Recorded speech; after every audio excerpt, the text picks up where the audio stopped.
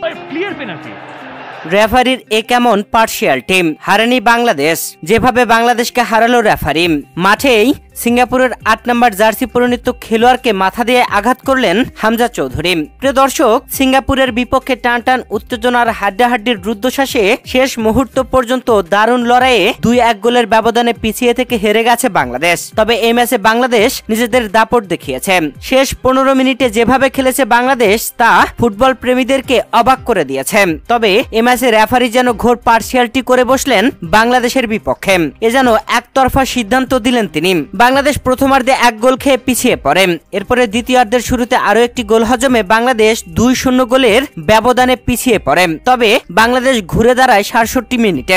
হামজার পাশে রাকিব হুসাইনের গোলে বাংলাদেশ ২-১ ব্যবধানে নিয়ে আসলেও শেষ পর্যন্ত লড়াই করে গোল আর পরিশোধ করতে পারেনি। তবে শেষ মুহূর্তে ৯৩ মিনিটে ফাহিম বল নিয়ে ডি বক্সে ঢুকেছিলেন। তবে সিঙ্গাপুরের ডিফেন্ডার সরাসরি পায়ে মেরে দেন ফাহিমের। এজন্য স্পষ্ট একটা ফাউল হয়েছে। তবে রেফারির পক্ষ থেকে ফাউলের সিদ্ধান্ত আসেনি। বল ছাড়া ফাহিমের পায়ে লাগালেও রেফারির এমন সিদ্ধান্ত মেনে নিতে পারছে না বাংলার ফুটবল প্রেমীরা। ধারাভাষ্য কক্ষ থেকে স্পষ্ট করে বলা হচ্ছিল এটা একদম ইজি পেনাল্টি হয়েছে। তবে রেফারির এমন সিদ্ধান্তে বাংলাদেশ যেন ম্যাচটা হেরে বসলো। পেনাল্টিটা পেলে বাংলাদেশ হয়তো ম্যাচটা ড্র করতে পারত।